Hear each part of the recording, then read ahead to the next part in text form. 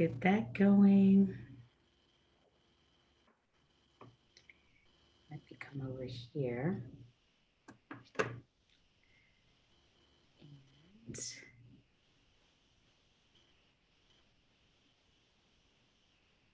very good, very good. All right. Good afternoon. Good afternoon.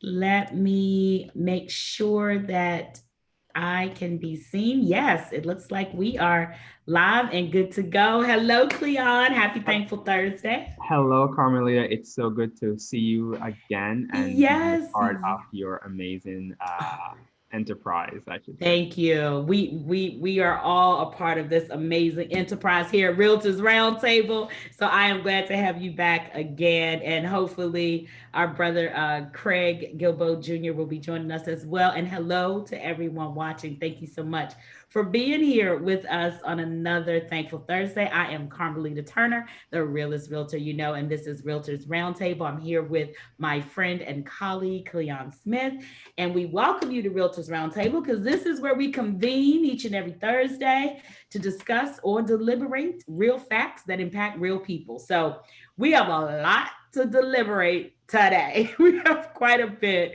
that we're going to be unpacking. So we are And going to I go promise ahead. not to talk over you. Cleon, I don't know that you ever talk over me. You are so kind for saying that. I often have to mute myself so that I can slow down because sometimes there's so much in this brain and the time goes so fast and I want to get it all out. So, yes, I don't think that I have ever experienced any difficulties with that. That is for sure. So, what we are going to do today, before normally we would start off with a current event. But we're going to kind of switch it up a little bit because what we're going to talk about will lead into our current event. But first, before I do that, I first want to thank everyone that has been showing up on Tuesdays and sending us well wishes and great comments and questions. Thank you for those who've shared questions before. And also, I want to say a huge thank you to everyone that has sent a picture of them purchasing the book, The Black Tax by Shawn Rochester. We love that. That is what we want you all doing because what we talk about here, we don't want you to take our word for it, verify it. You know, buy these books for yourself. We drop links to articles, read the articles for yourself as well. That's what we want you doing because we know that it's important that not only you read these documents or these books, but then I feel, Cleon, it'll kind of lead you to other things that you may want to explore. That's just kind of my opinion. Absolutely. Yeah, Absolutely. I know for me, that's what literature does. And, when I read something good, I just want to share it with everybody. So, yes, so we are hopeful that you are continuing to do that. So, thank you for everyone that's doing that. And I'm sorry, I was just trying to make sure that our other guest, okay, very good. Also, I do want to announce that. So let me tell you, my birthday month was great. As I said last week, it was wonderful. I really enjoyed it. September kind of threw me off because I was like, wait, today's October the 1st, but that's okay. I'm still going to enjoy every day of life. So I have zero complaints. I do want to announce that next week, the Realist Realtor podcast comes back for its second season. Yay! I'm in season number 2. So we will be back next Wednesday at 3 p.m. on Anchor and Spotify. So we definitely encourage you to tune in and listen to the podcast. Also, next Tuesday, which will be, what is that, October the 6th? The day before the podcast on this YouTube channel, I will be premiering my Talk About It Tuesdays.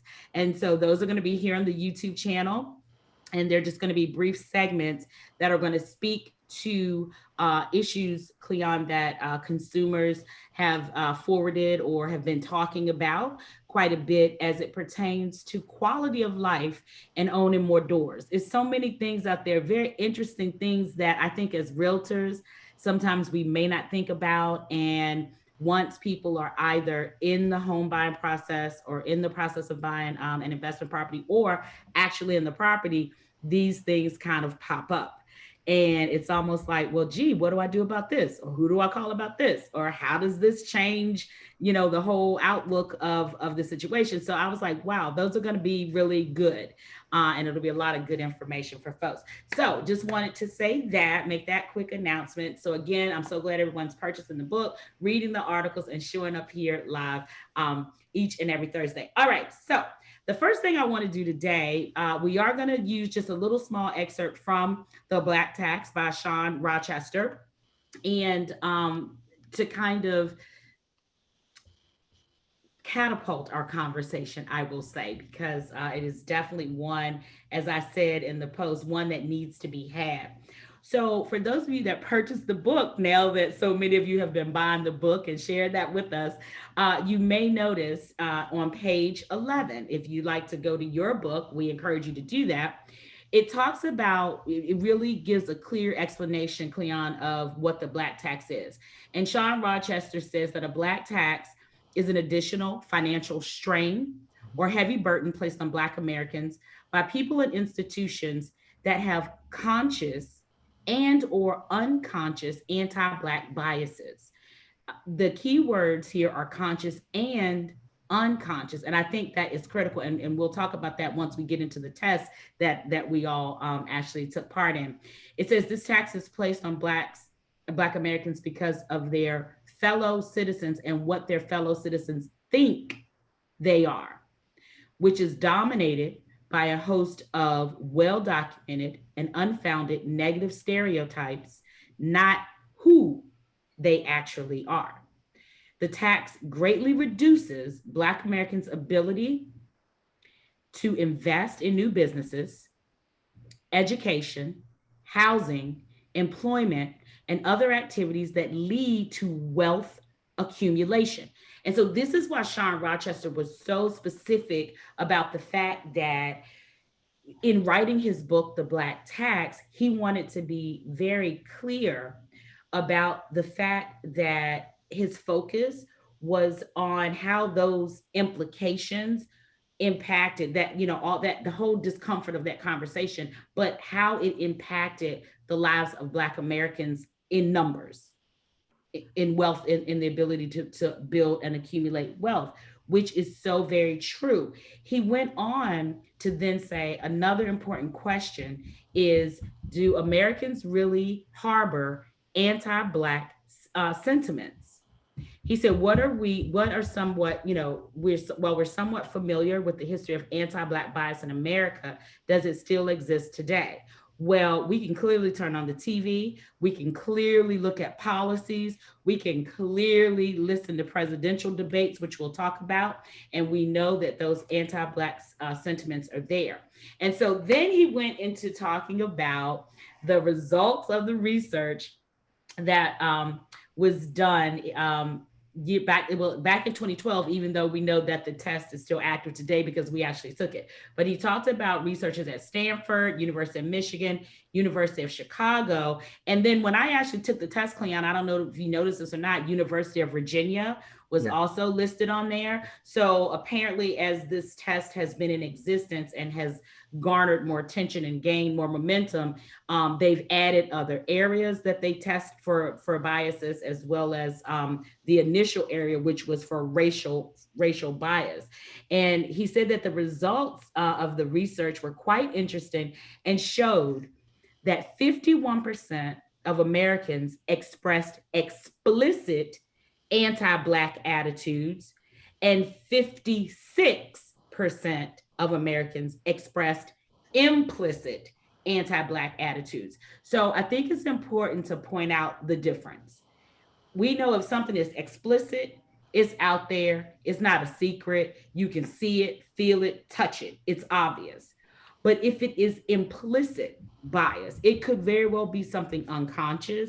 It very well could be something that maybe you pay attention to, maybe you haven't paid attention to, so it can vary as far as how it plays out in your life. But that was very critical. And so he referenced a test that you can take, and we're going to put the link to the test in the description of this video. So we encourage everybody to take that test. And even if it's just for yourself, I mean, you don't, obviously you don't have to share your results with us, but we are going to share our results, or I'm going to share my results today. We can kind of talk about it. If Cleon feels comfortable sharing his, he can share his results as well. So I had pulled up my results before we started, and it is the implicit association test, the IAT. And like I said, we will share the link for this test. And basically, the way the test works is that it takes you through a series of associations, I guess I would say, Yeah. Cleon, where you're associating pictures Pictures of and words. Black people or white people with words. And like I said, they also have other, tests that you can take and things of that nature. So when I took the test, I don't know that I was shocked at my results because it said that I have a slight automatic preference for Black people over white people. And I told Cleon I probably want to sit with that a little more because there are other levels. There's moderate automatic preference and then strong automatic preference. So I only had a slight automatic preference for Blacks as compared to Europeans or whites. And so I was comfortable with that. I was totally fine with that. And I think it's very I think it's accurate. It's for me, because I don't necessarily have any disdain for anyone, but I do have a preference for and an identity. Hey, Craig, how Hey, are hey, hey. you, I'm sir? always I'm always good. Yeah. Good to see you. We were just sharing our IAT results from the test that we all took. Oh So yes, man, well, did everybody share theirs already? Well, I'm just sharing mine. So I had a slight automatic preference for Black people. And I told Cleon, I don't think I was surprised by it, because I do. I mean, it doesn't mean that I, disregard anyone else, but I thought that was pretty accurate for me. For me. I don't know. What did you guys think about the test? It was so for me, it was new, so I don't know the underlying deep details on it, but I've heard something about this type of test, meaning that they're trying to get the true essence of what you're thinking. And so I was a little confused on some of the parts because I would try to press something for like good. No, it forces you. It's almost like it forces you to put what they would consider the right answer. So like I don't think being mad, or I'm just giving an example. I don't think being mad is a bad thing, right? So I pressed good, but Okay. it said you gotta press bad. You know what I'm saying? So Right. it was some things like that, like being selfish. No, it wasn't selfish. It was like something where it was like it was some word, I forgot the word, but I'm like, that's good because that protects me from other people, right? But it forced me to say that, so I think that'll influence my results because my results was like I'm more prone to white folk, and I'm not saying that that's a good. Well, in the context of your people and how you feel about your people, that could be negative. You know what I'm saying? And Okay. so, given how we're conditioned, not saying that having any negative feelings towards somebody isn't technically bad if that's truly how you feel, but if you're being manipulated and conditioned to say that one person is better than the other just because of some selfish things, then that's bad. So I got my results and it said that, but I wasn't technically surprised, assuming what I just told you because of the indoctrination. So it's just what it is. That's interesting. What do you think, Cleon? What were your thoughts taking the IAT? I a part of me was surprised at my result, and then when I started to reflect a little bit after taking the test, I realized I shouldn't be. Going back to Craig's point of the indoctrination, I mean, open the TV or open the magazine or a newspaper or any website, you kind of see how your condition and your brain is kind of wired to preference one over the other, and you get those messages constantly, and sometimes you're not even aware that that message is coming through. And so I think this test in a way kind of forced you to recognize that there are things that are happening on a subconscious level that Watch you don't out. even know is happening. It's like air. It just, you breathe in and you breathe out, and you don't even think Yes. about it. And I Mm. think that's the part that this test, similar to you, Craig, it shows a preference for European or whites. And afterwards I said, wait, why is that? Like, I think I am, this person who's Mm-hmm. out here trying to, make sure I do what I know is right. And then afterwards I said, wait a minute, there's so much in my upbringing, in my life, to everything, that Mm-hmm. you kind of have to, I don't want to use too many euphemisms or anything, but you have to kind of swim against the tide, in a way, to not come out, uh, like, you know what I mean? Like, it's Yes. really Yes. hard to, in our society, in the West, in our history of peoples, right?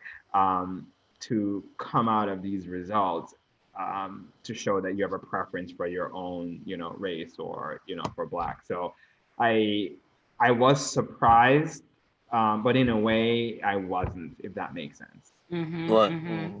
Well, considering that 27% of the people had a moderate automatic preference for Europeans, 24% had a strong automatic preference for Europeans. So I actually fell in the 7%. So I thought that was interesting, as well. But I also think, to your point, I know for myself, had I taken this test maybe before, I don't know. See, it's almost, because that's why I said I really need to sit with it more, because I had to start thinking about how did I become so conscious of who I am. And I think it was because I grew up in a family where, and I was the baby. You all know I'm the baby. So I was the Mm-hmm. youngest. I was never told, like, I guess I never had some of the challenges that, say, like my parents would have had or my grandparents would have had.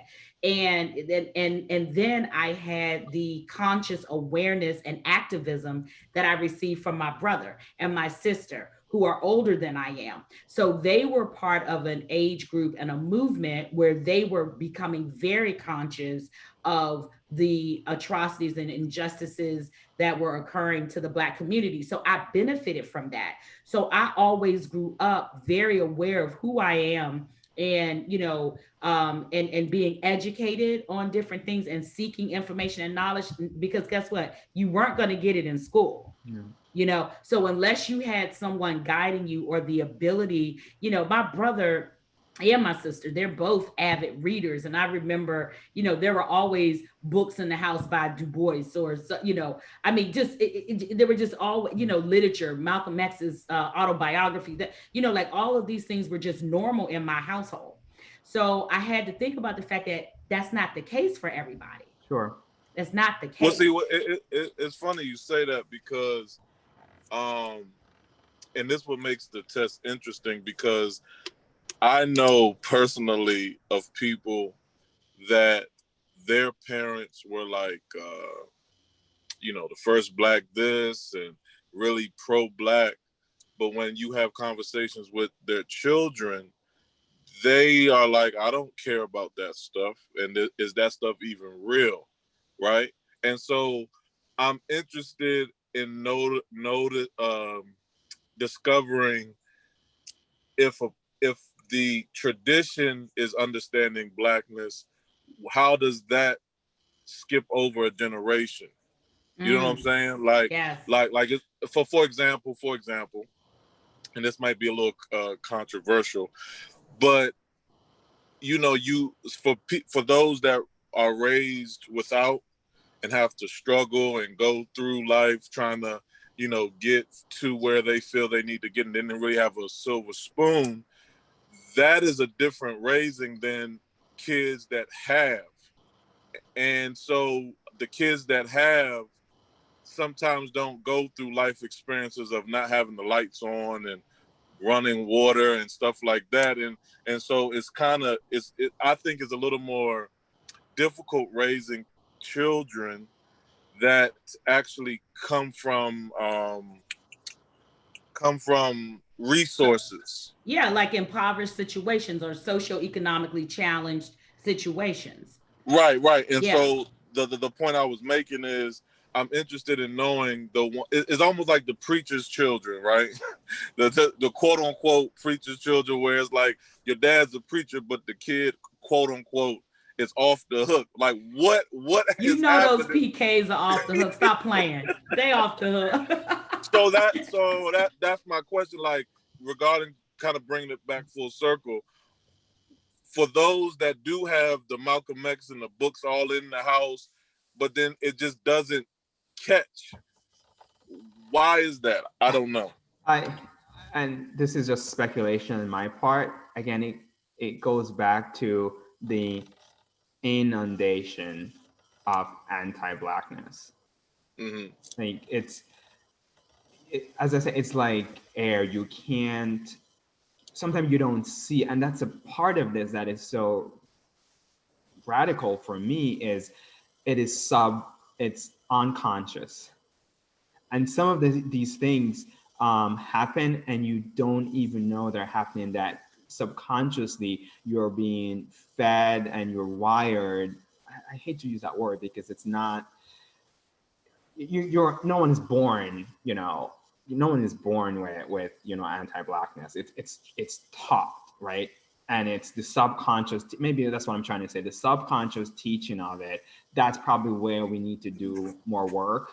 The explicit stuff, it's easy to spot. We can, Right. there's things we can do. The Right. subconscious part of this, Yeah. in It's how deep. our societies have progressed over time, throughout time, that's the part that I am most concerned about. And If that's that You the want to makes hear part. something? Go. I'm sorry. Go ahead. No, go ahead. I know. I was going to say that's the part that and I wrote that down, Cleon, because that moved my spirit. You said the inundation just of anti-blackness, and we could substitute that word with a lot of things, right? Even like the false association of blackness with like Section 8, right? In real estate, like all of these false things. And Craig, before you join, we had just recapped that page 11 in the Black tax, and he clearly talked about, as Cleon referenced, those conscious and unconscious biases, but also the fact that this inundation of anti-blackness is based on who people think we are, not who we are.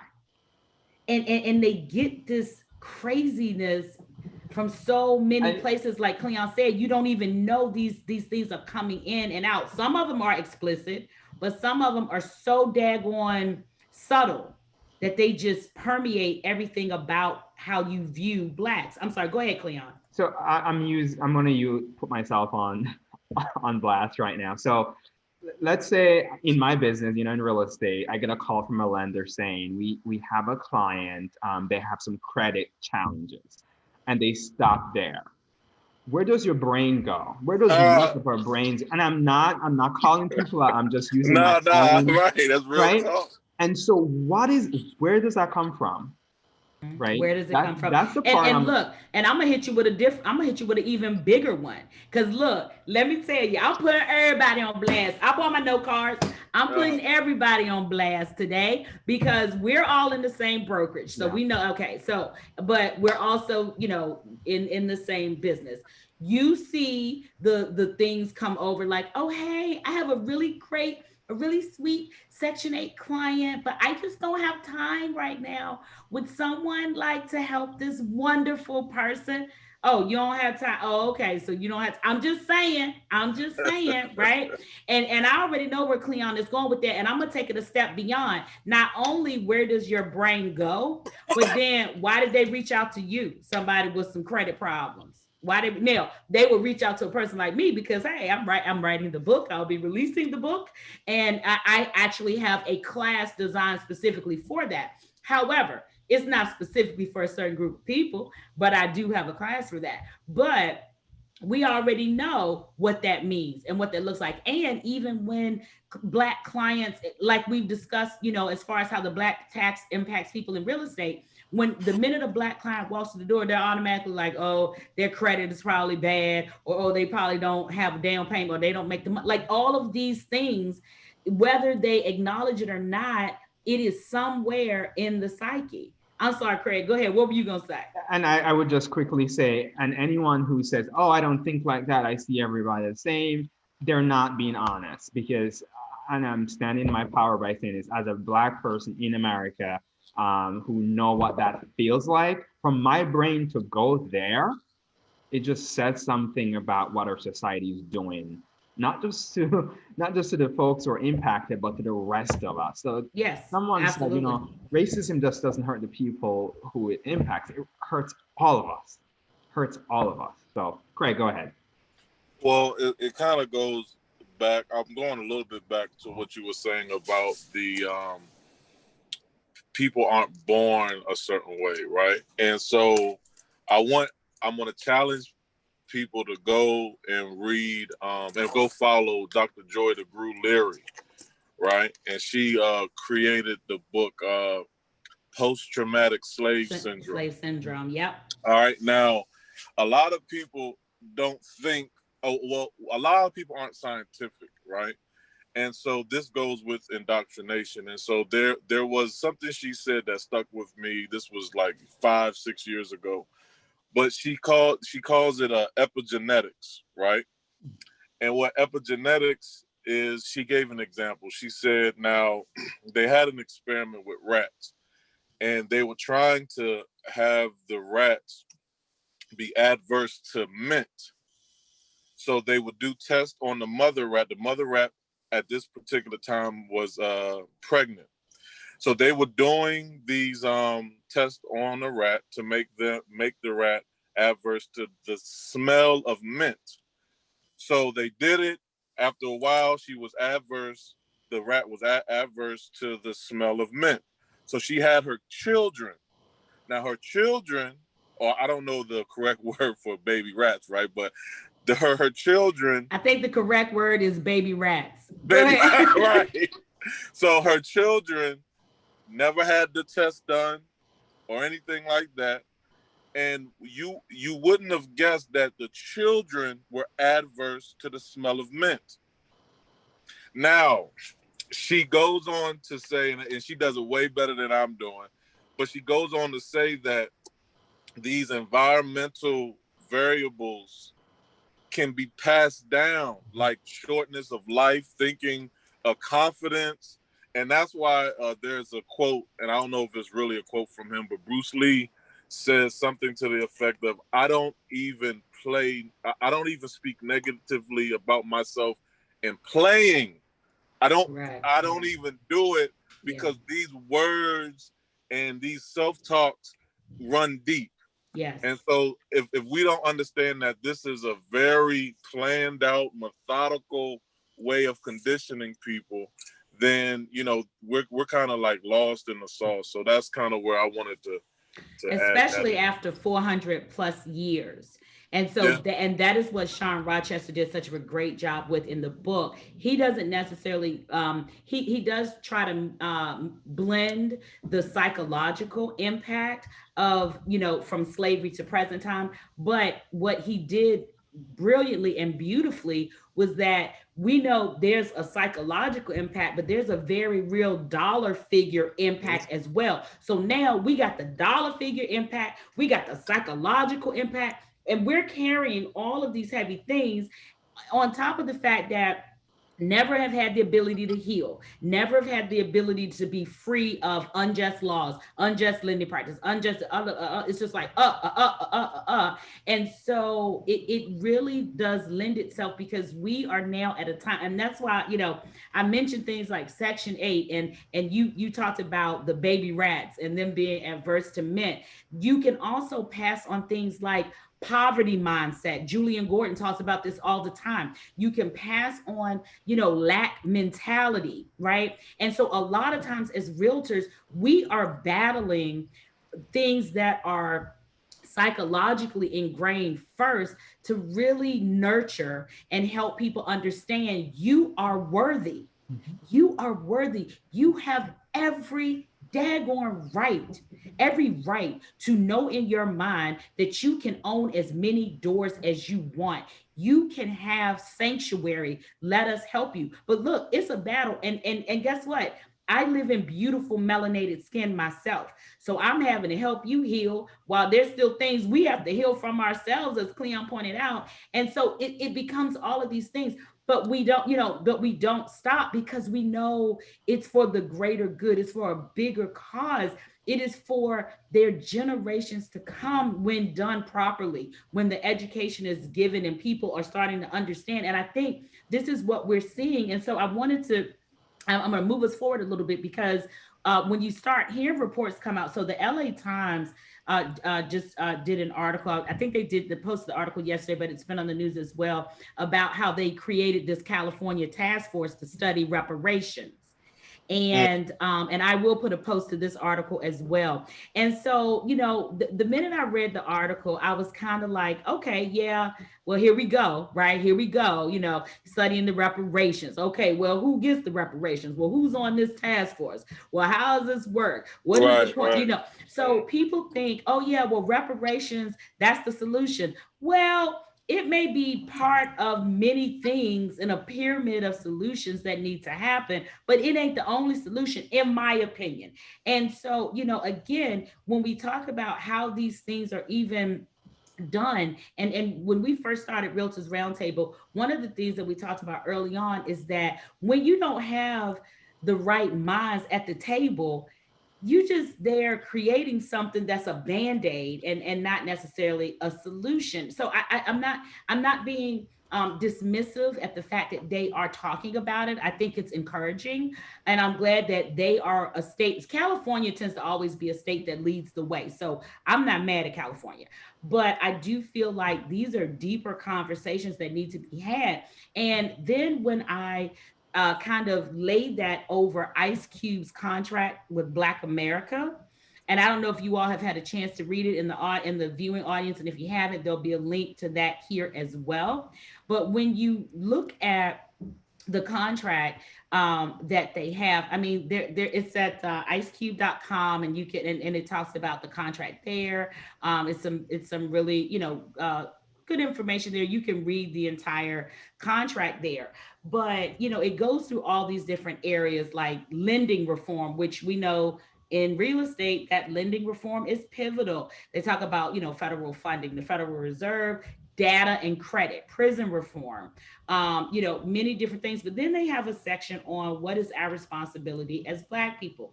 And so, again, when we look at all of these different areas where we are impacted on the regular basis, it can feel overwhelming, really. It can somewhat feel overwhelming, but it is good to know that there are people, talking about it. I mean, we show up here and we talk about it as well. And that when you focus on, okay, what is the solution at the level where I am?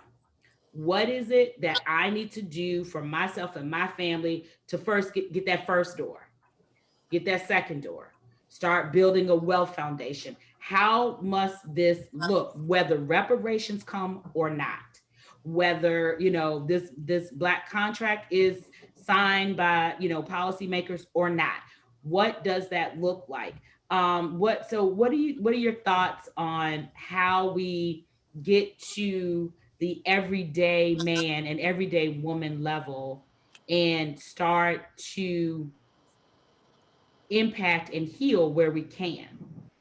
So I've been thinking about it this week and just in my own mind, like what can I do where I am, with my talents, with my skills, with my, because we all have things that we're good at, right? And there's things that we're not so good at. So what can I do with what I know and what I'm doing? So actually, this past week, I did some research around, okay, who are the Black banks in America? Like, who are they? Where are they? What's their clientele like? Um, Should I be making inroads in them? This is my wheelhouse. I'm in real estate banking lending, right? So that's something that I concretely said, okay, you are going to know who they are and have relationships with them. So when you have certain clients, this is an avenue for you to introduce your clients to these people who are in the community, who are already doing great work on the ground that I'm not expertise in, that I don't have the time with, and that's not my wheelhouse, right? And so that's something that I said, okay, this is something I can concretely do. I'm a realtor. I have investments, and here are some things that I can do to help. It doesn't mean it's the only thing. It doesn't mean it's the last thing. It doesn't mean it's the first thing. It's just that we're at my level. This is what I can do. So there used to be a lot more of these banks. There's less of them now, and they're probably going to be less in the future. But there are things that I can do maybe to prolong that Yes, future. yes, Maybe absolutely. are my clients, are their circle. We talk about circle of influence. So that's just one example of something that I'm implementing in my own, wheelhouse, that could make a difference. But And everyone is I welcome to contribute in whatever way they feel they can make the most. sure, I like that. And I tell people, my goal is to be black from credit to closing. So I seek out black lenders. I do, like yourself, look for black banks, and I don't offer just to my black clients. I just offer to everybody. It's business. It ain't personal. It's business. So I do business with people that do good business. So that's from the inspector. That's for, is the if you need a contractor, that's just my wheelhouse. And that's who I do business with. But let me say this here again. Now, I didn't create a no card for these folks, but I will say, and I won't rip it up, but I will say, because I seek them out to do business with them, you all need to be seeking us out to send business our way as well. I think that was an excellent recommendation, Cleon. Thank you for that. Craig. All right. Okay. So because I'm on the I'm taking my keys off for this. Because I'm on the investment side, I see a lot of things from a very different perspective. And so one of the biggest things that I've come to understand, at least to my the little bit of life that I've lived, is you got to understand the game you're playing. You got to understand the territory you're in. You got to understand how this system works. And so for me, it's trying to understand that, right? Which is, so a person will say, what is that, Craig? You got to understand how money works. If you don't know how money works, if you don't know how assets work, if you don't know how liabilities work, you're I hate to say, you're dead in the water. You understand? So I tell people that. Now, when you go down that rabbit hole, which is a rabbit hole you need to go down, a lot of stuff is going to not make sense because of how you've been conditioned, right? And so from a real estate perspective, right, I tell people your real estate is a tool, period. You don't buy a tool just to make sure it looks pretty, right? You buy a tool so you can use it to rather fix things or bring you money. So, I could be stepping on people's toes when I say this, but your real estate should be bringing you money in some form of fashion consistently, not a one-off, not just off a refi, not just that. It should be bringing you money because there's one thing that is always consistent in this game is taxes. It's taxes, Here we right? go. 750. And Yes. and so just to tap on that just a little bit, right? If taxes are always going to happen up until right now, then your asset should always be bringing in some type of money to pay for that.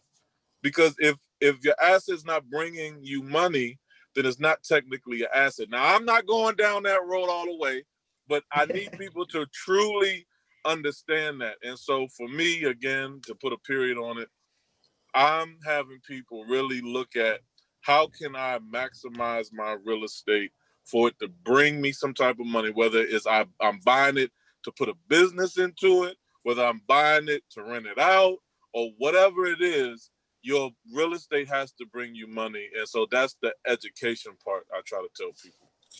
And I like that recommendation because that's, like you said, that's true on both sides, on our side and on the consumer side. Because we talk about a property that generates income for you, something like you said, that if it's not bringing you money, it's not an asset.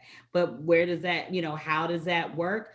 Let us educate you on Right. what that looks like, right? So I think those are going to be our top three, like looking to know about, have relationships, with black banks or lenders. How can I maximize my real estate?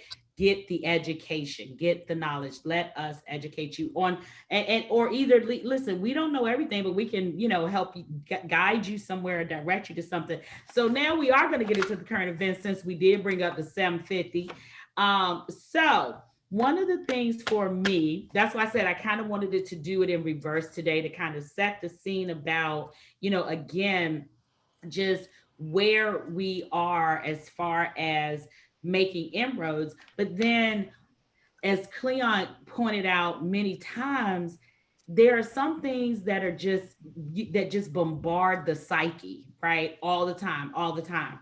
Then there's some ish that's just explicit and in your face, right? And after Tuesday night, I don't have any more wine left at home because I was like, you gotta be, I done drank all my wine. I feel like I should have sent Chris Wallace some tequila. But, I mean, it was just like, are you kidding me right now? That was probably the most unpresidential thing I've ever seen. However, even though for me it was comedy, who would have known that playing the dozens would have been a helpful skill when we were little. I'm glad to know that I do it well. Me and my boy Dave Chappelle, shout out to Dave Chappelle. But I'm gonna have to get Joe Biden with Dave Chappelle. Maybe they can, I don't know. I tend to just, call it like I see it, right? However, none of that really mattered to me in the sense that, we know that when you have a wealth foundation, and again, I now already know this is going to be controversial, but when your wealth is such that it doesn't matter who occupies what, then you can sit there and watch something like that and laugh like I did because I'm like, this is just tomfoolery and it's sad. It was really sad to see. And so, but the one thing that I didn't miss, all right, this is what I didn't miss. And this is why I try to tell people, stop playing with me. Yes, I service Black clients. Will I work with anyone? Of course. However, I work with people primarily that look like me because they have the largest amount of road to make up. Okay, that's just what I do. When a person that currently occupies the position of president says, first doesn't denounce racism or white nationalism, and then says, clearly identifies a group and tells this group to stand back and stand by. Oh, yo, you know what you just told me? Exactly what I've been saying is that hit your racism isn't implicit, it is explicit. It is very clear that you could care less about people who look like me who are being slaughtered in their own home and killed in the streets and discriminated against on their jobs and discriminated against in lending and having land stolen from them. That was the first series I even started my podcast with, about how much land has been stolen from Black families, all their generational wealth. So when I hear you say something like that, it just makes me so happy that I don't mind. Like I said, I don't tiptoe around my Blackness because I love it. I love it and I don't apologize for it. And so when I say to people things like, you hear people, talking about Grandmaster Jay and the NFAC, or people who may know about Grandmaster Jay. His real name is John Fitzgerald Johnson. But this was a man that served in the military. He ran for president. He's been, held government positions. He was in the music business. But yeah, so now he heads a militia. And what I have seen so many comments and different people saying different things. Even my own daughter has expressed, a desire to just not vote. And I said to my daughter, I said, well, you know what? I support her in however she feels. I do. And I know that I am a mother who will protect mine. I am going to exercise my rights just like everybody else.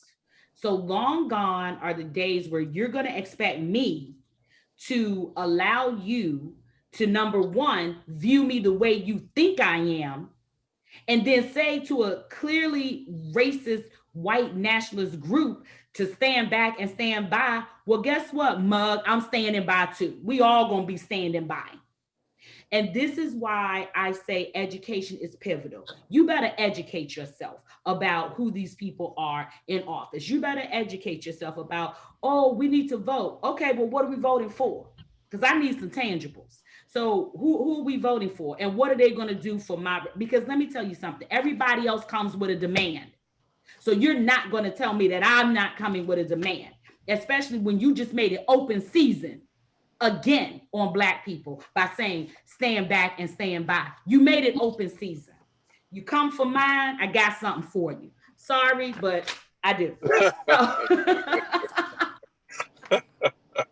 that's Well, all I'm saying. So well yes, said. you gentlemen Well, take it away. well said. Well said. Well, you know me, I'm very solution based, right? I'm very like that. Like it gets to the point where it's like, okay, what are we gonna do? And when the example you gave about President Trump saying, stand by and all that stuff, then the question to me is, okay, how do you combat that type of mentality, or at least protect yourself from that? And for me, it's unity and sticking together, right? That's not easy. That especially for us given the history. So it's very hard, and that's why I try to tell people you got to understand the game you playing, right? The minister Louis Farrakhan, he says, when you're trying to be for your people, Black people, right? They say when you're trying to protect your people, love your people, you got to understand that you got to love them more than they hate themselves. Now, I don't think people truly understand what it means when we, or people that are trying to educate and fight for their people, like what that means. Like it's not all roses, right? It's not like I can go out and fight and try to educate you, but there's people that look like me that are going to look at me like I'm an idiot and say, Yeah. I don't care. Yeah. I do not care, right? And so these are many facets of what, when you say you want to change, right? How far are you willing to go? So I have a story, right? A real quick story. It's a story. It's to give you perspective on what it means on trying to come together to work together. So there was a war going on some time ago, many, many, many centuries ago, and there was a farm that was in that war zone. And so a general came to try to, stop the invaders to come into the farm. So they gathered up all the farmers and women, well, it was the men and women too. And they said, okay, who wants to fight? Right? Put your hands up. So they put their hands up. And so they asked, and they moved forward, or they put their hands up, right? Then they said, who's willing to die for this fight? So a few people rose their hands up, right? Now, again, I'm warning you, this is a story, this is perspective. So the people that said they're willing to die, the general said, come to the front, okay? And he said, you see everybody else that said they're not willing to die? Kill them. Now, what does that mean? Well, Craig, that's a very vicious story. You have to be willing to sacrifice it all to save yourself. What does that mean? You have to be real with yourself. You have to educate yourself. You have to be willing to grab your brothers and sisters when they don't want to. Tell them that they down the wrong path. Mm-hmm. You understand?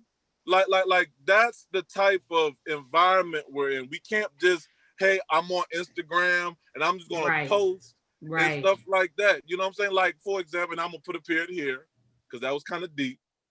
I'm driving, right? Because I don't really be on Instagram a lot, but I'm driving, and this was when the outbreak of all the what do you call it, protests was down here by DC, like downtown. And I'm driving, and I'm like, why is all this thing on traffic? And so I see people, right? And they're getting out their cars and they're laughing and giggling. Ha ha ha, we're about to go protest. He he he.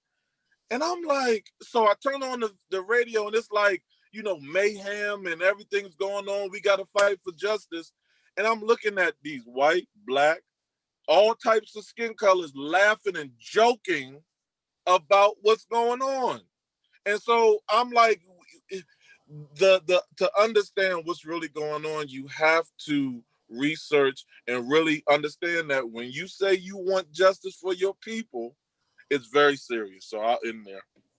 Well, I'll offer you should have killed him.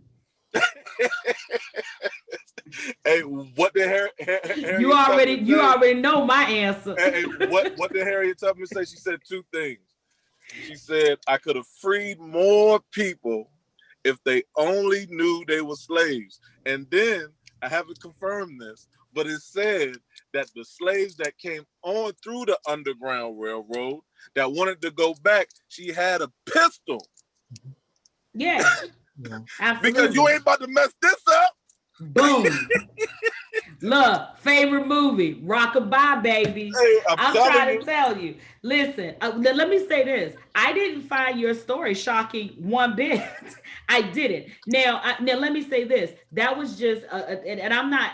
I'm about protecting myself, and I'm about protecting my family. Exactly. I am not an aggressor. Our people are not aggressors. Even again, it goes back to what we talked about. What people think we are. We're not aggressors because that's not in our nature. We're that's not who we are. We're very communal, right? But if I'm trying to grab my brother and sister and you're offering resistance, I'm letting you go. I got it, man. Listen, man. I gotta let you go. I got more patience. I have more patience than a hospital. You know I don't. Work with you. You know I don't. But it comes a point, you know, and you kind of got me fired up because I really love my people, man. You know, I really do. And when you're out trying to recapture the mind of your people, it's very disheartening. And you realize now, I say this with love. I would hope we could save everybody, but it seems like sometimes we can't save everybody, and you try to hold on to the people that'll listen. And I think that's it. Cleon and I were talking about this at the start. I was sharing with him. First of all, I was sharing with him that he's a popular person here on the Realtors Roundtable.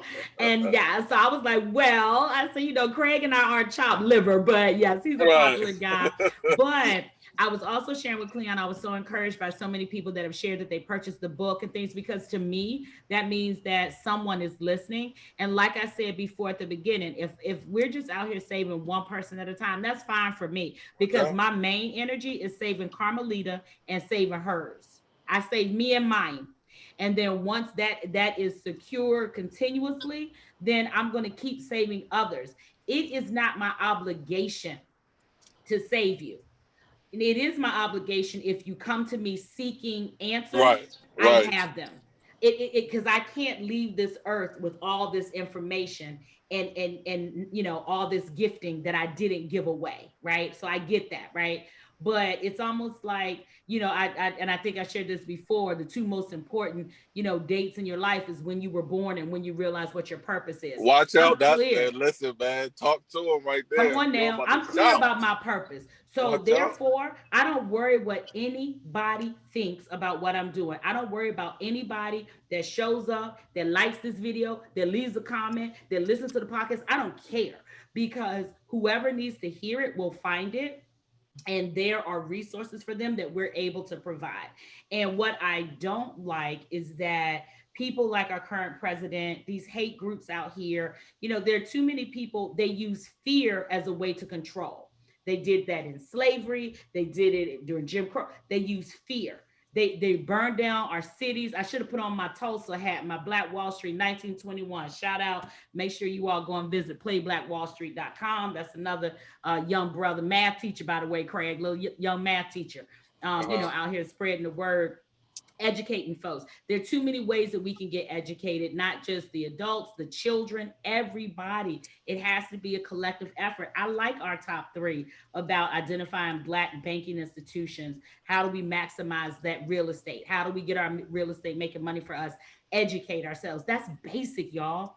That's basic. That's doable. That is doable. The listener audience should know that is doable, and stop letting people fill your brain with fear, because, like Cleon said, some of that stuff bombards the psyche and you don't even know it. And then when you're all scared, that's when people are able to infiltrate your communities and introduce other tomfoolery, drugs, poverty, just intellectual deficits. Your schools are going down. Like, it's so much. It is just so much. I think my brain just knows way too much. And I'm gonna tell you, I like your example, Craig. Malcolm said there's no such thing as a bloodless revolution. Watch And out. I mean, I'm just saying. So I'm not saying that we need to have killings in the street, but I am saying that we need to Defend yourself. defend Defend yourself. yourself. Yes, Come on, gird man. your mind and defend yourself and your family. So I, I'll let you guys get the I last just word on wanna that. I just want to give a shout out to one of my mentors whose work has inspired me and has kept me going. And I wish I got a chance to meet him. Maybe I'll meet him in the next life. And that is James Baldwin. He had such a I um, love he Cleon. has such an impact. I would not. Maybe this is a confessional moment here. I would not be the person I am today without his words. Mm. Cleon, I'm gonna hug you the next time I see you. I Oh love man. James Baldwin. James Baldwin's the man, That was man. the man. And when He's I the tell man. you James Baldwin was unapologetic, boy, And he went up over in Europe and let yes, him have it. You he let seen him that have it, debate? baby. Look at Cleon. He low key gangster. I love that. Thank you, Cleon. Oh, that was the best way that we could possibly end our show today. Guys, time flies too fast. I love talking to you all, and I'm so grateful. I told you guys, I just wanted today to be a conversation between us. And so I thank you for showing up. And you all, I told Cleon I had to conjure some Oshun energy today, and boy, y'all got me going. So I thank you, brothers, every single time that we show up here on Realtors Roundtable. And we thank you all, listening audience, and those who watch the replay. We thank you guys for showing up. All of our contact information, of course, is in the description of the video. I'm going to go back and add some of these powerful quotes from my brothers here, so that I wrote down yours too, Craig. If you want change, how far are you willing to go? Come on, baby. So yeah, I don't know. We'll have to start making t-shirts out of these quotes.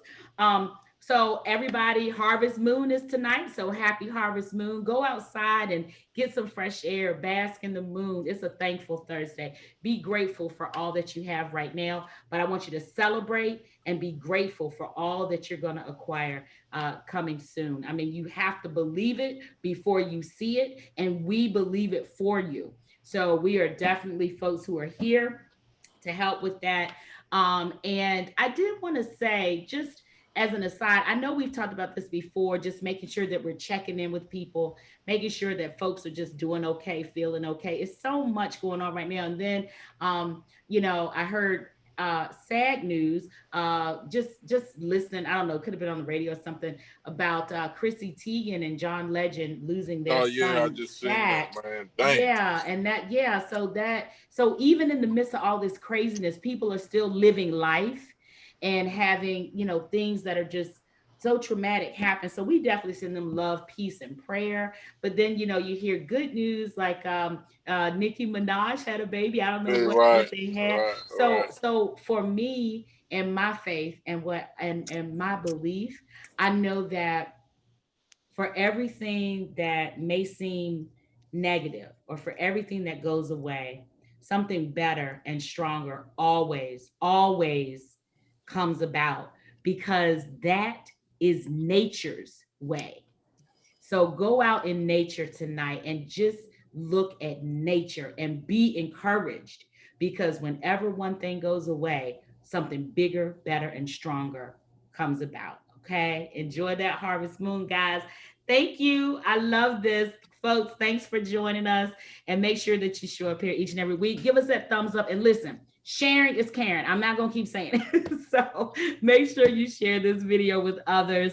And if you have questions, feel free to leave them in the video, or topics that you want us to address, and or questions that you need us to answer. We are all more than happy to do that. And then our contact information, of course, is in the description of this video. As always, we leave you in the manner in which we found you, and that is in peace. Take care, everybody.